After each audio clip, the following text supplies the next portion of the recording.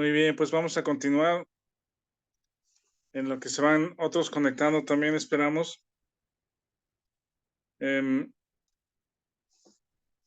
Vimos la semana pasada estos argumentos que está presentando Pablo, usando, digamos, como estas premisas, em, usando algo de lógica en ese sentido, de tener una premisa falsa, y luego agregar otra premisa y de ahí se derivan conclusiones, ¿no?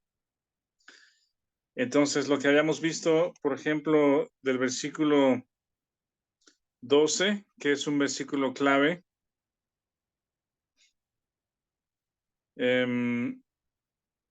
parece ser como que es un versículo que expone, no sé si es ¿cómo se llama? El problema o la situación raíz de la vida de la iglesia de Corinto. Pero es muy relevante porque lo que Pablo está predicando, que es la cruz, el evangelio, incluye la resurrección, del cual ya habló y mencionó que es verdadera. Jesucristo resucitó y está avalado o sustentado en testimonios, cientos de testimonios, ¿verdad? Personas que lo vieron, lo escucharon resucitado, otros comieron con él, lo tocaron, y Pablo dice, incluso después de tantos años, algunos todavía viven hoy, en caso de que se les quiera, digamos, eh, consultar o si alguien tuviera duda, es abrumador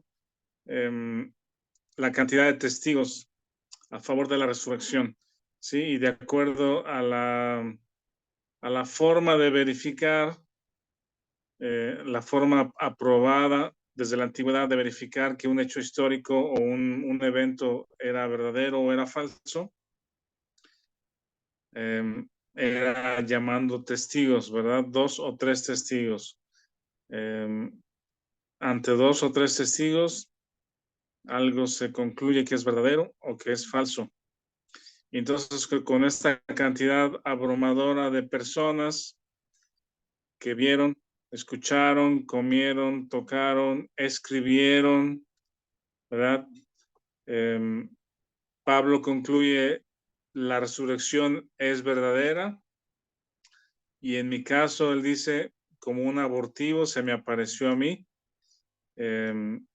y reveló estas verdades. Entonces, esa resurrección, en el versículo 12, dice, pero si se predica de Cristo que resucitó de los muertos, ¿cómo dicen algunos entre vosotros que no hay resurrección de los muertos? ¿Verdad? Este es un problema grave, es un problema raíz, porque algunos corintios no creían en la resurrección de los muertos. Entonces, la obra de Jesucristo en sus vidas, ellos era inconclusa, el beneficio o el impacto de la obra completa del Evangelio, incluyendo la resurrección en la vida de los corintios. Y entonces, enseguida, usando esta lógica y estas premisas, Pablo, Pablo cuestiona y hay 5 conclusiones, tenemos 5 conclusiones que Pablo dice, si no hay resurrección, entonces estas son 5 conclusiones eh, alrededor de la resurrección. Si quieren anotarlas o enlistarlas, pero de hecho son 6. Déjenme aquí corregir. Son seis conclusiones. En el versículo 13 está la primera. La premisa es, si no hay resurrección de los muertos, ¿verdad? La primera resultado es Cristo entonces tampoco resucitó. ¿Verdad? Si la resurrección de los muertos no existe, no hay, entonces de lo que estamos hablando, que es Jesucristo resucitado, dice entonces no resucitó Cristo. Esa es la primera consecuencia o la primera conclusión si la premisa de la resurrección fuese verdadera, ¿no? La segunda está en el versículo 14. Dice, vana es nuestra predicación. Está vacío todo lo que venimos diciendo, los viajes misioneros, todo lo que hablamos, la cruz, ¿verdad? Es vana, está vacía. Esa es la segunda conclusión. La tercera, en el versículo 14, dice, vana también es nuestra fe. Esa es la tercera conclusión. Si el argumento de que los muertos no resucitan es verdadero, entonces Cristo no resucitó. Número dos, es la número tres, va fe. Número cuatro, en el versículo 15, dice, somos hallados falsos testigos de Dios. Ese es el número cuatro. Entonces, lo que están hablando es mentira. ¿Sí? Si ellos están predicando, o si la predicación de Pablo incluye la resurrección y la resurrección no es verdadera, entonces ellos, los apóstoles y la predicación de Pablo están desde ¿cómo se llama? De una plataforma de falsedad. Sí, son falsos testigos. Esa es la cuarta. Luego continúa con el argumento en el 15, en el 16. La quinta conclusión está en el versículo 17. Dice, si Cristo no resucitó, vuestra fe es vana. Eso ya lo había mencionado. Y dice, aún estáis en vuestros pecados. Aún estáis en vuestros pecados. Esa es la quinta conclusión. ¿Sí? Que todavía los corintios, si no hay resurrección, entonces todavía son esclavos del pecado. Y número 6, en el versículo 18, dice, entonces también los que durmieron en Cristo perecieron. Los que durmieron en Cristo perecieron. Es decir, aquellas personas que afirmaban creer en Jesucristo o tener la esperanza de vida eterna en Jesucristo, si Cristo no resucitó, la conclusión entonces es, esos que durmieron perecieron, ¿sí? Su vida ya se acabó y no hay resurrección futura. ¿Sí? Estas son 6 conclusiones. Si el argumento o la premisa de que Cristo no sé, más bien, de que no hay resurrección de los muertos. Ahí vamos a empezar. ¿Sí? Entonces, si no hay resurrección de los muertos, las 6 conclusiones serían, Cristo no resucitó, la predicación es falsa, la predicación es vana, la fe es vana, somos falsos testigos, aún están en vuestros pecados, y los que creyeron en el pasado, en la resurrección, su vida se acabó y ya perecieron, ya se acabó su vida. ¿Sí? Y en el versículo 19 es un versículo realmente triste o deprimente. Versículo 19 es deprimente. Si alguien lo quiere leer, lo tiene por ahí el 19, por favor.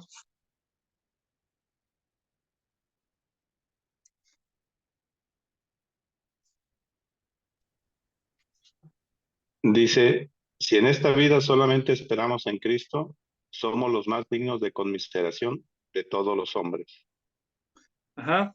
Sí, de hecho esa pudiera ser una conclusión más, pero si aquí se terminó la vida, gracias Marcos, eh, si la vida concluye eh, en la muerte, ¿verdad? Y no hay nada más allá, si la vida es todo lo que el hombre tiene, somos los más dignos de conmiseración de todos los hombres. Eh, esta pudiera ser la, la séptima conclusión, ¿verdad? Sería una vida sin esperanza, eh, deprimente, pues, eh, y, ¿cómo se llama? Dice, somos los más dignos de conmiseración de todos los hombres, ¿sí? Predicando y hablando de algo que no existe. El versículo 20,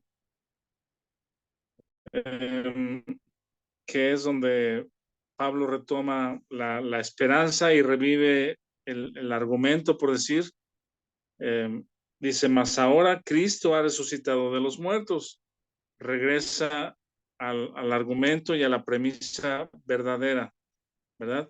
Entonces, este podría ser como que un contraste también, ponerlo cara a cara, una cosa contra la otra, ¿verdad? Si algunos de los corintios no creen o afirman que no hay resurrección de los muertos, entonces las consecuencias o las conclusiones de ese argumento nos lleva a que pobres de nosotros estamos sin esperanza, perdidos en vanidad, ¿verdad?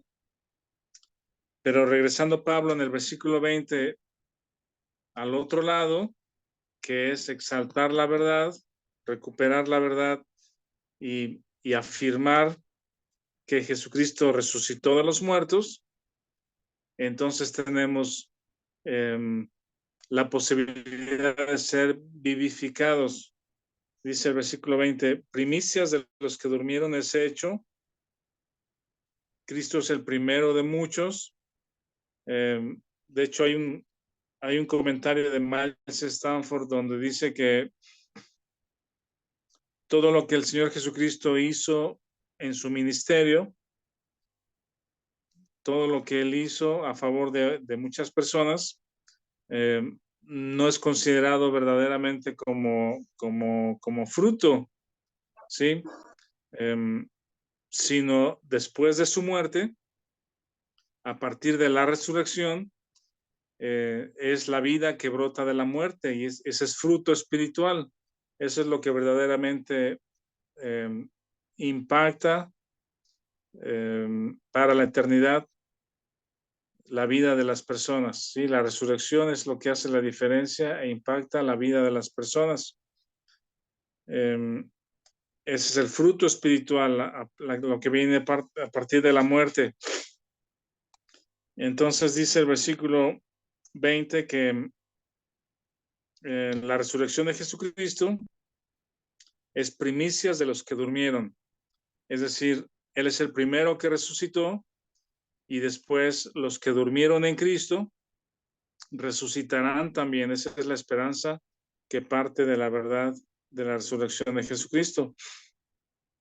Luego el versículo 21 y 22, aquí esto es bien interesante porque justamente también habla acerca de este contraste de el primer Adán y el postrer Adán.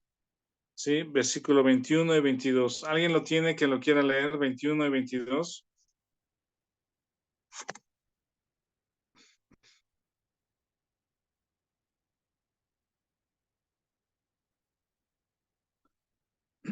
¿Alguien lo tiene? Sí, 21 y 22, Héctor, yo. A ver, Hola, dice, Héctor, adelante, 21 y 22, por favor. por cuanto la muerte entró por un hombre, también por un hombre la resurrección de los muertos. Porque así como en Adán todos mueren, también en Cristo todos serán vivificados. Ajá. Ese es el contraste y la diferencia entre las dos fuentes de vidas o las dos cabezas de familias. Y esto es muy importante cada vez que podemos compartir el Evangelio. Creo que necesariamente tenemos que ir a Adán, ¿verdad? A la creación, empezar por ahí. ¿Cómo es que Dios creó a Adán sin pecado, ¿verdad? Con una naturaleza sin pecado, que pudiera influir desde el interior. Es una naturaleza sin pecado. Dice, pero el pecado entró por un hombre, por su incredulidad y desobediencia. También menciona, o es importante mencionar, que la primera que pecó o la que tomó el fruto fue Eva y ella dio a Adán, pero Adán era el responsable, ¿verdad? Y Adán es la cabeza de esa raza humana. Dice entonces, en Adán todos mueren, no solamente muerte física, pero también la muerte espiritual, la separación con Dios. Y el versículo 22 dice, porque así como en Adán todos mueren, también en Cristo todos serán vivificados. Esa es la segunda familia o la segunda fuente o cabeza de familia que es Cristo. El postrer Adán que dice más adelante. Entonces, cuando hablamos de este tema, es necesario ir a Génesis. Vamos ahí a ver varios textos para recordar. En Génesis, por favor.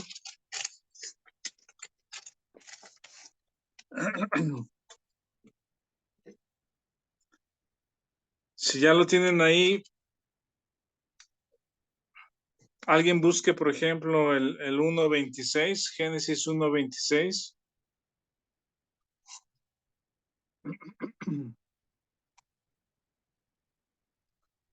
Alguien que lo lea, por favor. Yo. Entonces dijo Dios, hagamos al hombre a nuestra imagen, conforme a nuestra semejanza, y señoree en los peces del mar, en las aves de los cielos, en las bestias, en toda la tierra y en todo animal que se arrastra sobre la tierra. Sí, muchas gracias. En el versículo 27 también dice, y creó Dios al hombre a su imagen, a imagen de Dios lo creó, varón y hembra los creó. Aquí hemos estudiado y parte del material de la creación a Cristo, de las lecciones cronológicas, estos versículos son muy importantes porque justamente hablan de el origen del ser humano creados por Dios y hechos, en este caso Adán primero y Eva después, a la imagen y semejanza. Estas dos palabras yo creo que hay que diferenciarlas, imagen y semejanza. Creemos que la imagen tiene que ver con la vida de Dios en ellos, ¿sí? La vida de Dios en ellos o la vida de Cristo en Adán, en Eva. La vida espiritual, ¿sí? El espíritu de Adán y Eva estaba vivo y el espíritu del ser humano es lo que nos conecta con Dios, ¿sí? Podemos tener comunión con Dios a través de el Espíritu. Esa es la imagen de Dios. La imagen de Dios en Adán era Dios en ellos. La semejanza tiene que ver con otras características, ¿sí? La personalidad, la capacidad de tener voluntad, de tener pensamientos, sentimientos, es las características de persona, ¿sí? Dios es una persona y le dio esas características a Adán y a Eva. La imagen es Dios en ellos, el Espíritu vivo, Cristo en ellos, y las semejanzas son las características de individuo, de persona. Cuando en el capítulo 3 ellos caen en pecado, entra la muerte por la incredulidad y ellos pierden la imagen de Dios, no pierden la semejanza, ¿sí? Como personas, siguen teniendo las características que Dios le dio, la capacidad de dar vida, pero la imagen de Dios en ellos se pierde. Ellos mueren espiritualmente, ¿sí? La primera muerte que sufren es la muerte espiritual y eventualmente la muerte física. Entonces, la imagen de Dios en ellos se perdió. Dios quitó la imagen de Dios en ellos. Ya no reflejaban una vida espiritual, ya no reflejaban, ya no tenían comunión con Dios, es decir, se comunicó con ellos, pero ya no había relación con ellos. Dios los echó de ahí del huerto. Y la consecuencia de esa muerte espiritual es una vida egoísta o egocéntrica, ¿verdad? Adán inmediatamente se defiende a sí mismo, acusa a Eva, acusa a Dios. Eva tampoco confiesa y acusa a la serpiente. Dios declara estas consecuencias de su pecado para toda la raza humana. Y vean el versículo, alguien lea el capítulo 5 ahí de Génesis.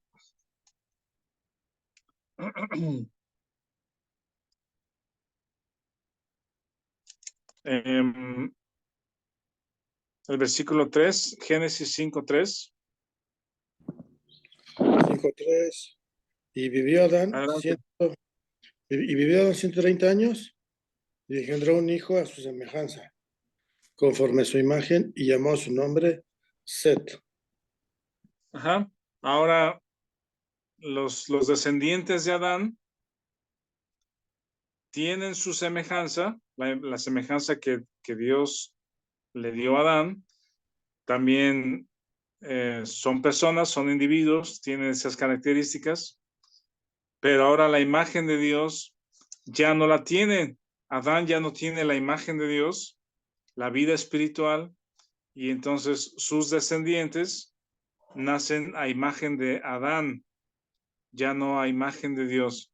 ¿Sí? Versículo 3, conforme a su imagen, llamó su nombre Set. Esto es muy importante porque si no tenemos este fundamento claro acerca de la muerte espiritual, todo lo que podamos edificar encima respecto a el problema o la problemática del ser humano y las posibles soluciones pudieran estar equivocadas. Si no está este fundamento puesto de la muerte espiritual y la pérdida de la imagen de Dios, entonces todo lo que podamos construir encima puede estar equivocado. Y ahora Pablo, acá en Corintios 15, trae esta historia que todos los que nacemos físicamente a la familia de Adán, nacemos muertos espiritualmente, ¿sí? Y destinados también a un cuerpo corto y muerte física. ¿Hasta aquí tienen alguna pregunta, alguna observación? ¿Qué piensan? ¿Está claro? ¿Alguna duda?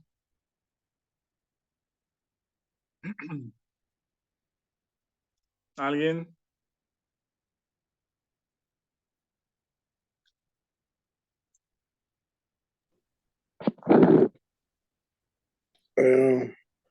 Yo quiero, a ver si soy Héctor.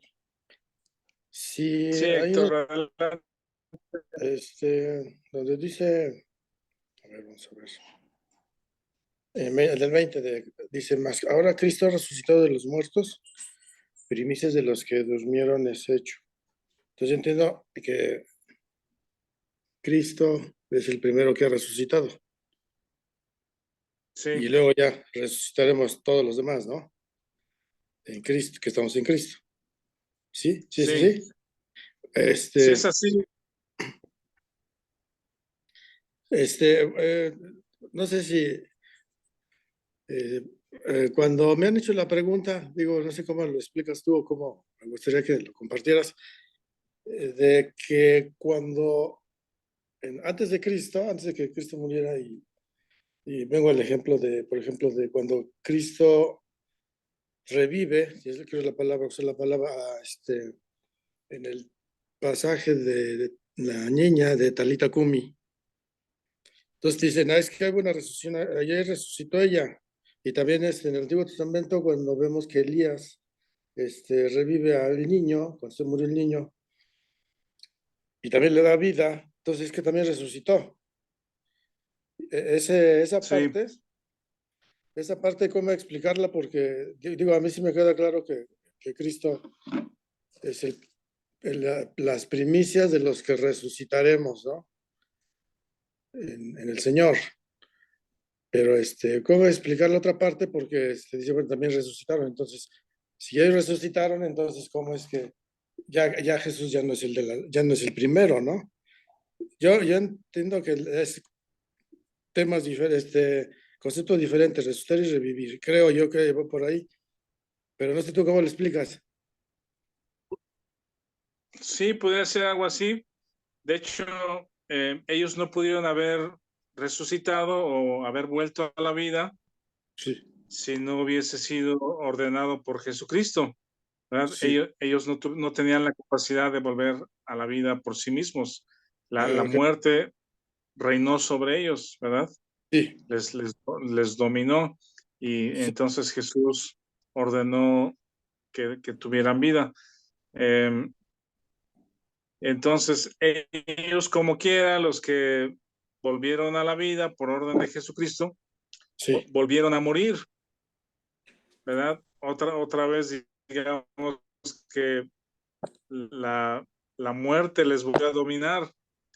ok, Eh, y en el caso del Señor Jesucristo, Él tomó su vida, ¿sí? Él sí, resucitó no por orden de alguien exterior que le haya dado vida, sino que él venció a la muerte, ¿sí? Él sí, retomó su vida nuevamente, y no solamente es la esperanza que tenemos es de que todos los que murieron en Cristo o que creyeron o que sus pecados fueron cubiertos por la sangre de los corderos y eventualmente después por la sangre de Jesucristo, quitados, sí, eh, todas esas personas del Antiguo Testamento o los que murieron antes que nosotros, que hayan creído, ellos van a resucitar permanentemente, ¿sí? sí, Resucitar permanentemente, a eso se refiere. Él es las premisas, él es la primicia de los que durmieron y ya no habrá otra muerte, ¿verdad? ¿no? Ese podría ser el argumento o la diferencia, pues, ¿verdad? Jesucristo venció a la muerte y habla un poquito más adelante acerca de eso. El enemigo que es la muerte es el último que es vencido, pero es vencido por Jesucristo. ¿Sí quedó algo claro? Sí, sí, sí, sí, gracias. Adelante, Martín. Gracias, Héctor. Gracias, pastor. De hecho, nuestro mismo Señor y Salvador Jesucristo resucitó a Lázaro, ¿no? a la niña. Y en el Antiguo Testamento vemos varias resurrecciones. La persona que arrojan a la tumba del profeta Eliseo resucita, ¿no? Pero esas resurrecciones, como dice el pastor, son temporales. Volvieron a morir. En cambio, Él tiene, nuestro gran Dios y Salvador Jesucristo, tiene la supereminencia en todo, dice.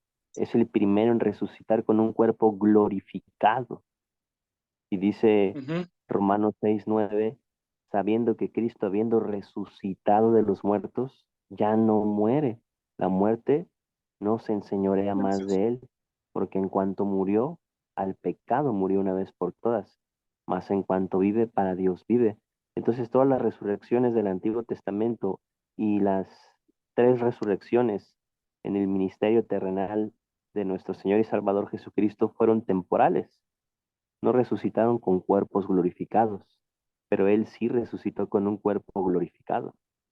De hecho, cuando lo ven en Lucas 24, se espantan por el aspecto que ven. Saben que es Jesús, pero notan algo diferente en su cuerpo. Y Él les dice que los fantasmas no tienen carne ni huesos. ¿Tenéis algo de comer por aquí? Entonces, ese versículo es muy bueno cuando uno comparte el Evangelio con los testigos eh, sin Jehová, porque ellos no creen que Jesús resucitó corporalmente. Digo, eso es otro tema, pues, pero la resurrección de Jesús es única porque Él resucitó con un cuerpo glorificado.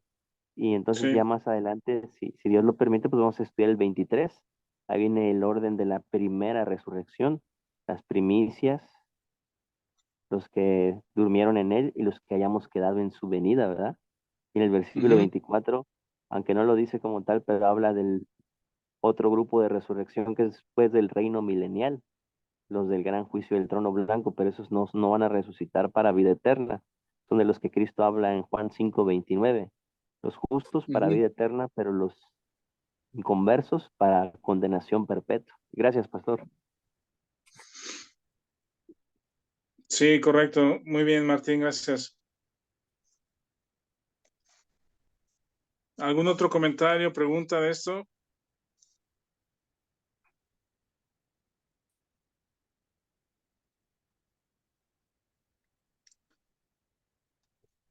Entonces, continuamos aquí con este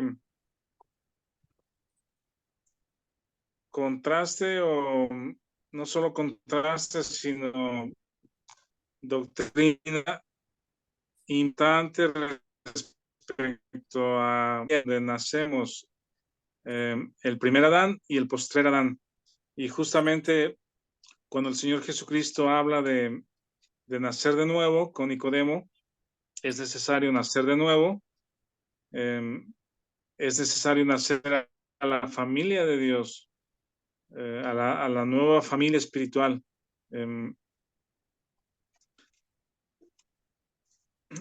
esa nueva familia, Cristo es la cabeza y en Él somos vivificados, no solamente eventualmente cuando si alguno de nosotros fallece, seremos resucitados, pero también en esta vida, Él nos vivifica espiritualmente, nacemos espiritualmente. En Efesios 2, Pablo lo dice claramente también. Si quieren, vamos a buscarlo, los que no lo tengan en la mente o no lo tengan fresco, estas verdades.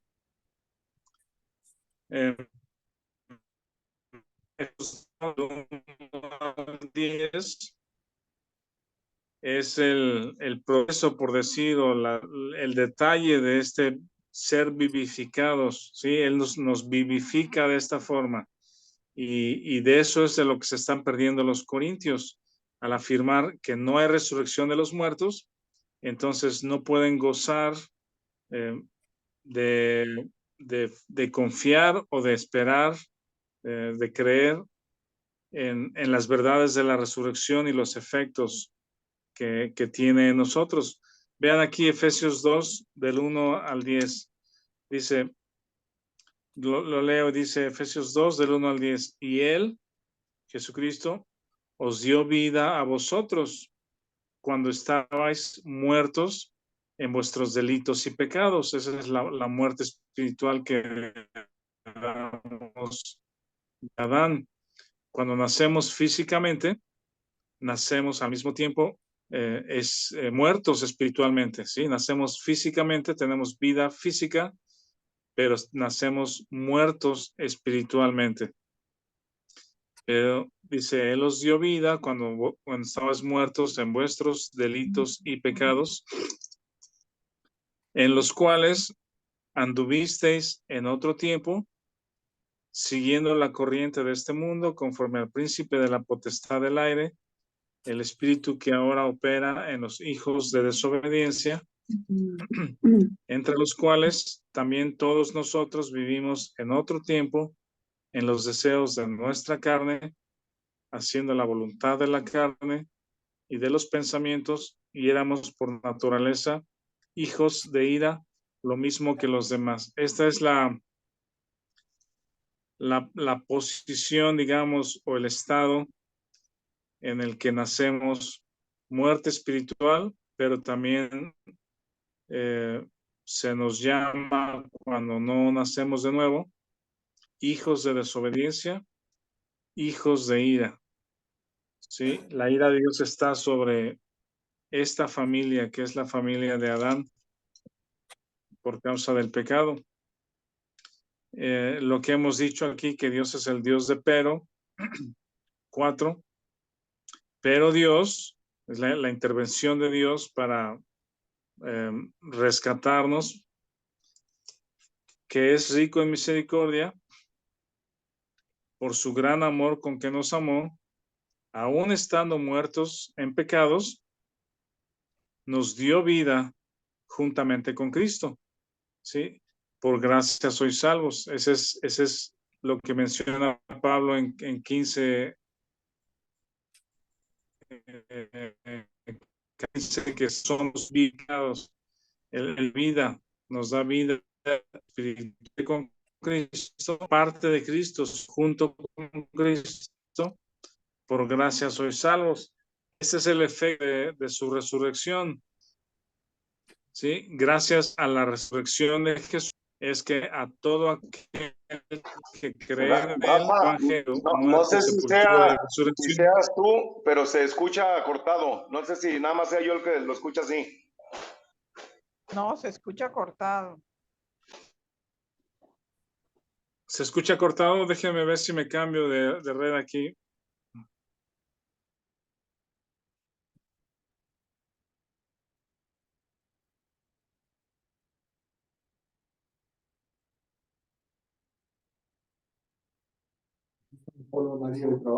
¿Está mejor? ¿Ya se oye? Se quedó en el cuarto, lo dejé ese día, pero ¿No se escucha? A ver, habla poquito más, Rafa. Sí escuché unas palabras, pero a ver.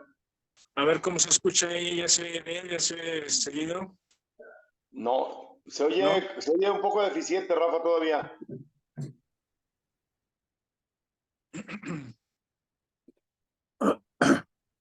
A ver, otro intento aquí.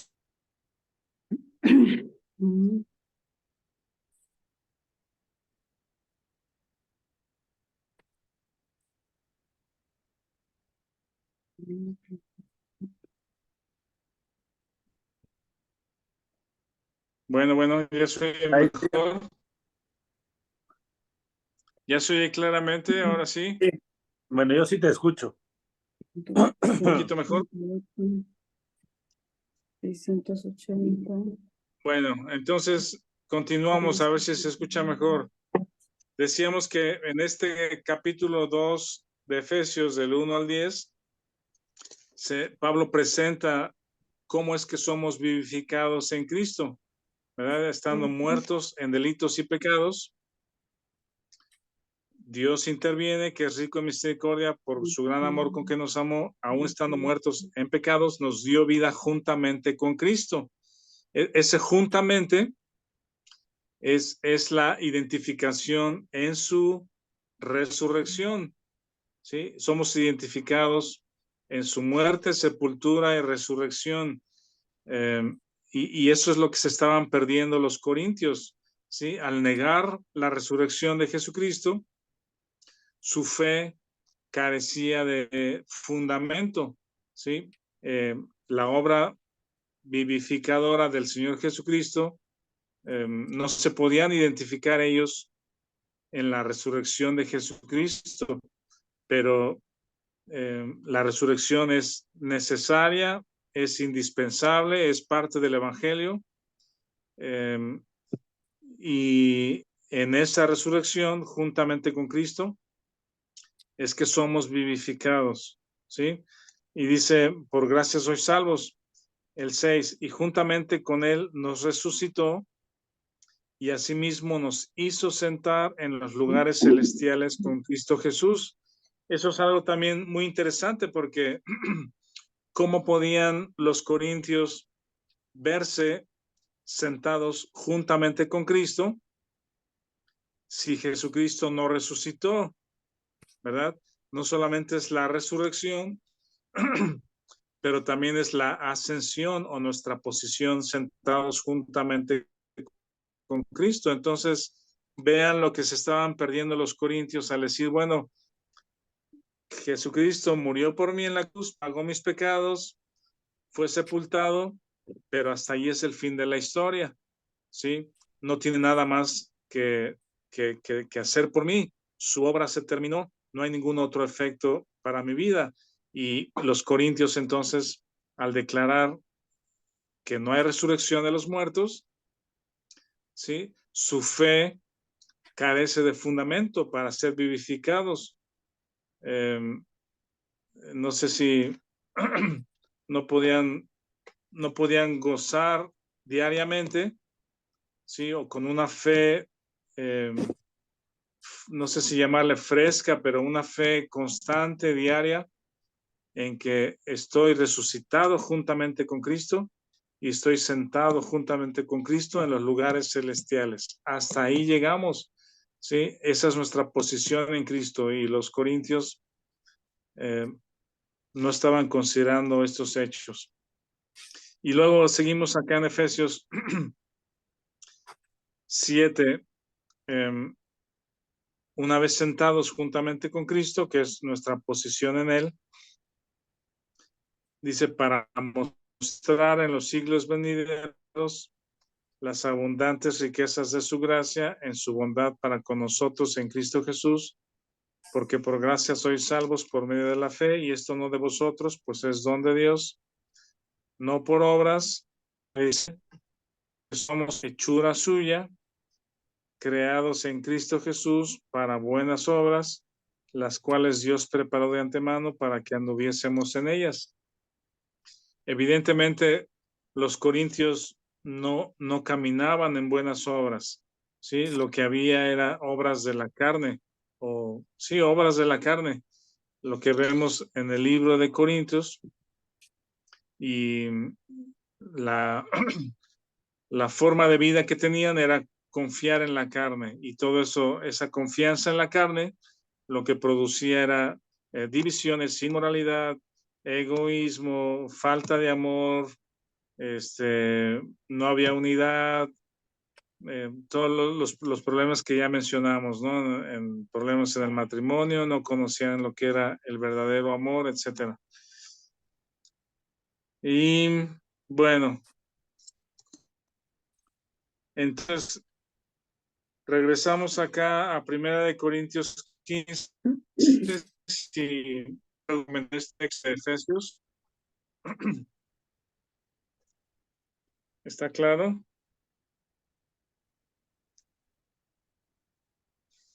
¿Alguien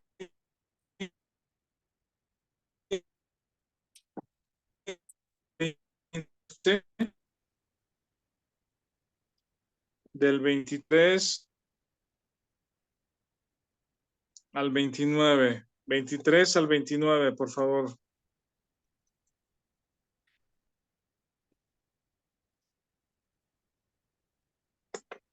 ¿Alguien lo tiene para leer? Corintios 15, 23 al 29. 23 al 29. A ver, si seguimos. Dice, pero Sí. cada uno en su debido orden, Cristo las primicias, luego son de Cristo en su venida. Luego el fin, cuando entregue el reino al Dios y Padre, cuando haya suprimido todo dominio, toda autoridad y potencia. Porque preciso es que Él reine hasta que haya puesto a todos sus enemigos debajo de sus pies. Y el postrer enemigo que será destruido es la muerte. Porque todas las cosas las sujetó debajo de sus pies, y cuando dice que todas las cosas han sido sujetadas a Él, claramente se exceptúa aquel que sujetó a Él todas las cosas. Pero luego que todas las cosas le estén sujetas, entonces también el Hijo mismo se sujetará al que le sujetó a Él todas las cosas, para que Dios sea todo en todos. Hasta ahí. Al 29, uno más. De otro modo, ¿qué harán los que se bautizan por los muertos, si en ninguna manera los muertos resucitan? ¿Por qué pues se bautizan por los muertos? Sí, ahí podemos quizá destacar dos cosas. La primera es, esta obra de Jesucristo tiene que ver con el dominio o la victoria sobre sus enemigos, ¿sí? Y los enemigos del creyente. Satanás, el pecado, la muerte. Satanás engendra pecado y muerte. Satanás engendró en Adán y a la raza humana pecado, lo sometió a pecado, ¿sí? A una naturaleza pecaminosa que le domina, y de ahí la consecuencia del pecado es la muerte, separación de Dios, muerte física y muerte espiritual, ¿verdad?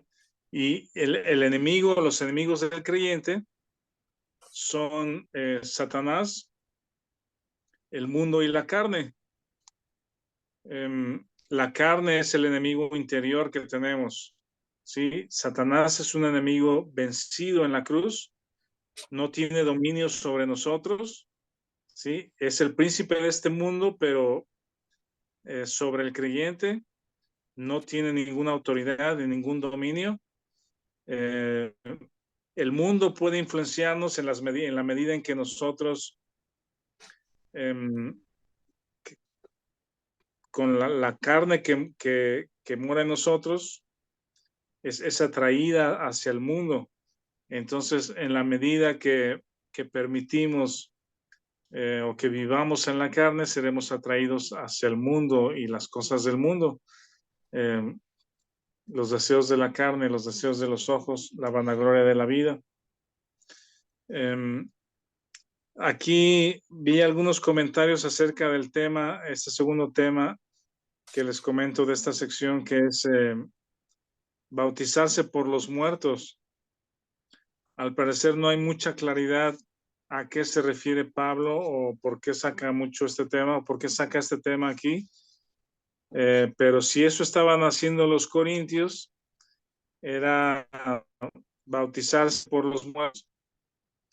Era como, también algunos le llaman como el bautismo vicario, ¿no? Bautizarte tú a favor de alguna persona ya muerta, ¿sí?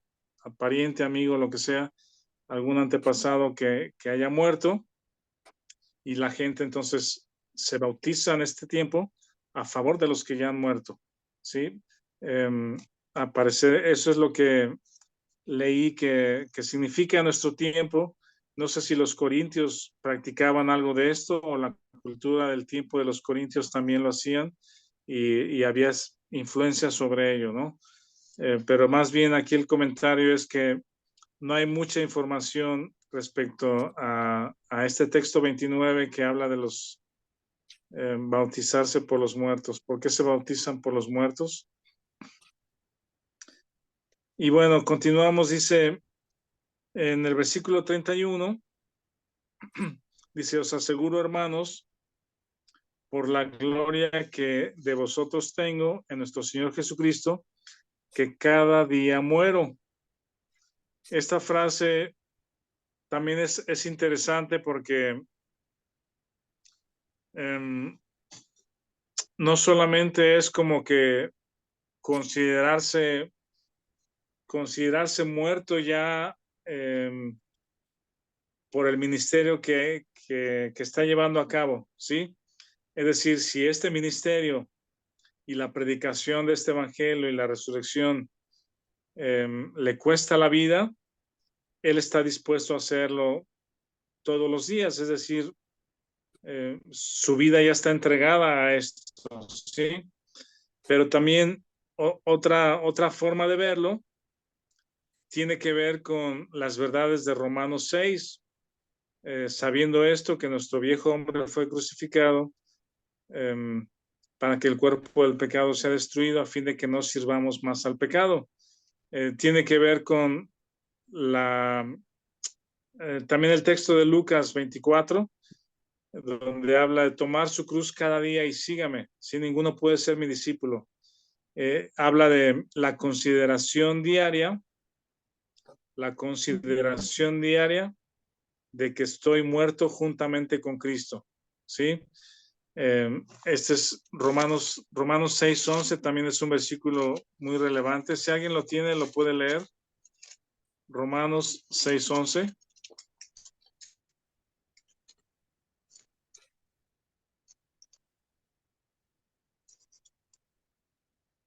¿Lo leo, Rafa? Sí, por favor. Así también vosotros considerados muertos al pecado, pero vivos para Dios en Cristo Jesús, Señor nuestro. Ajá. Este versículo, si han estudiado Romanos 6, Pablo menciona 3 veces la palabra sabiendo esto. Hay cosas que tenemos que saber, sí, acerca de nuestra identificación con Cristo. Saber.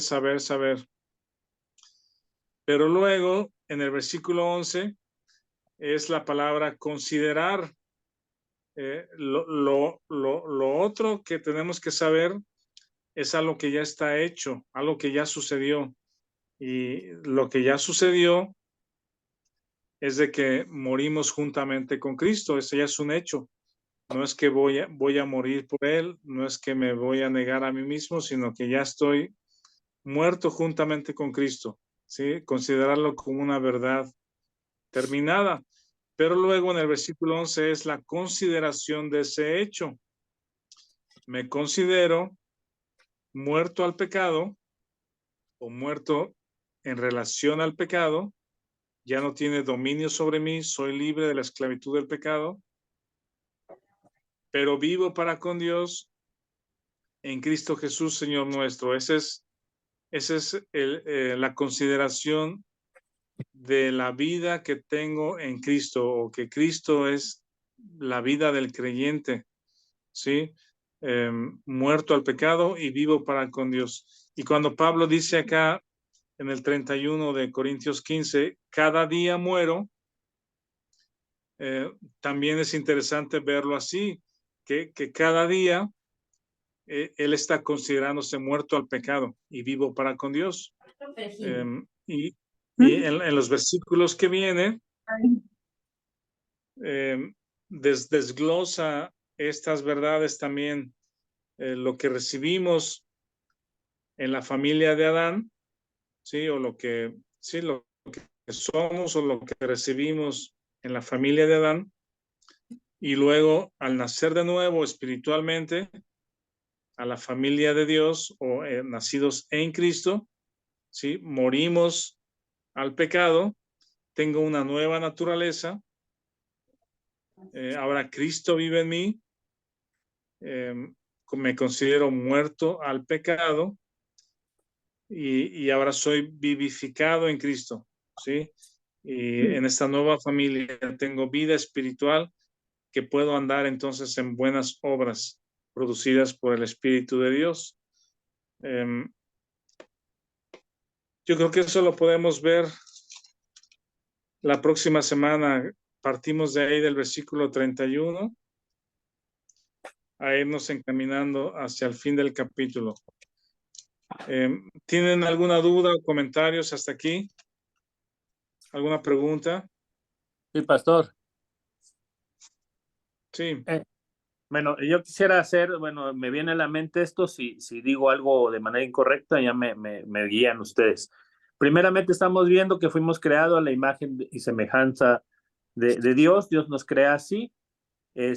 Al entrar el pecado, hay la muerte espiritual, la separación del espíritu, y nosotros heredamos la semejanza de Adán, ¿verdad? Primera parte. Sí. El Señor viene, Él se hace hombre, ¿sí? Se hace hombre, muere en la cruz, y resucita, ¿no? Para nosotros. Aquí la palabra que me hizo un poquito de ruido es la cuestión de la muerte. Porque entonces morimos una primera vez o murió el espíritu de Adán y nosotros únicamente heredamos o nacimos con un espíritu muerto. Al recibir al Señor Jesucristo, nosotros tenemos el espíritu de Dios viene a morar en nosotros, o sea, vivimos en ese sentido, pero habla también de otra muerte, muertos al pecado, es decir, como tema de esclavitud, que era nuestra condición actual. Entonces, bueno, eso es el contexto que yo saqué, por lo que dicen aquí en los textos. Sí, ya no estamos en Adán, ¿sí? Hemos muerto a la familia de Adán, morimos al pecado. Ese es algo relevante y que es necesario tenerlo claro. Cuando habla de muerte al pecado, es que, de hecho, Romanos 7 ilustra eso también con el tema del matrimonio, pero Dios nos saca de Adán a través de la muerte, morir juntamente con Cristo, y nos da vida en Cristo. ¿Sí? Eso es lo que significa morir al pecado. Morir a la fuente del pecado, ¿sí? Es como ser arrancado de raíz a lo que producía la fuente del pecado en Adán.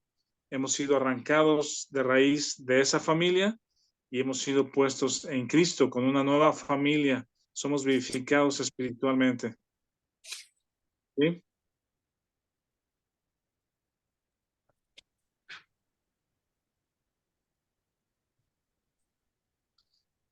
Y eso es lo que hay que considerar diariamente, ¿sí? Considerarnos muertos juntamente con Cristo. Sí, Martín, para terminar, ¿quieres comentar? Sí, sí, gracias, pastor. Ahora nosotros, por la gracia de Dios, por las riquezas de su abundante gracia con las que hemos sido llamados en Cristo Jesús, somos hermanos en el gran hermano, pues, o sea, dice Romanos 8:29 que a los que antes conoció, a estos también los predestinó para que fuesen hechos conforme a la imagen de su Hijo, para que Él sea el primogénito. En su ministerio terrenal, Jesús era el unigénito, pero después de resucitar de los muertos, ahora es el primogénito entre muchos hermanos. Esto que Sí. hablamos del nuevo nacimiento y cómo estamos puestos en Cristo en los lugares celestiales, antes de que Cristo muriera y resucitara, pues esta verdad no aplicaba para ningún creyente. Iban al seno de Abraham, pero nadie subió al cielo sino el que bajó del cielo, dijo el Señor. Y digo, no para extendernos, pero sí sería importante, si Dios nos los permite, comentar sobre el mecanismo del Dios Trino que está ahí en estos versículos de Primera de Corintios 15. Ahí donde ven que dice el 27 y el 28. Eso es muy importante. Es uno de los versículos de mayor problemas para interpretar, dijéramos, pero es muy importante. Dice, porque todas las cosas las sujetó debajo de sus pies. Y cuando dice que todas las cosas han sido sujetadas a él, claramente se exceptúa aquel que sujetó a él todas las cosas. Está hablando del Padre y del Hijo, del Dios Trino, pues. Pero vean bien, cuando Jesús oraba en su ministerio terrenal, oraba consigo mismo, obviamente oraba con el Padre. Él tenía que cumplir toda justicia a nuestro favor. Pero ¿qué es eso de que le sujetó a él todas las cosas y se exceptúa al Padre? Dice en el Salmo 110, dijo el Señor a mi Señor, o sea, dijo Jehová a Jesucristo, siéntate a mi diestra en lo que pongo a todos tus enemigos por estrado de tus pies. Y en Lucas 20:42 Jesús les dice a los judíos, ¿de quién decís que es hijo el Cristo? ¿De David? ¿Cómo pues David le llama Señor en el libro de los Salmos? Habla de la preexistencia de Cristo antes de venir hecho carne, pues, porque Él es Dios mismo. Ahora, esto intelectualmente no lo vamos a poder entender jamás, pero la palabra de Dios, acomodando lo espiritual a lo espiritual, en Juan capítulo 16, sí, Juan capítulo 16, versículo 26 y 27, nos dice que Jesús salió de Dios y que Jesús salió del Padre. Entonces es Dios con nosotros, Emmanuel, Dios con nosotros, Dios manifestado en carne. Él sale del Padre, el Padre se exceptúa a sí mismo y pone todas las cosas debajo de los pies del Hijo.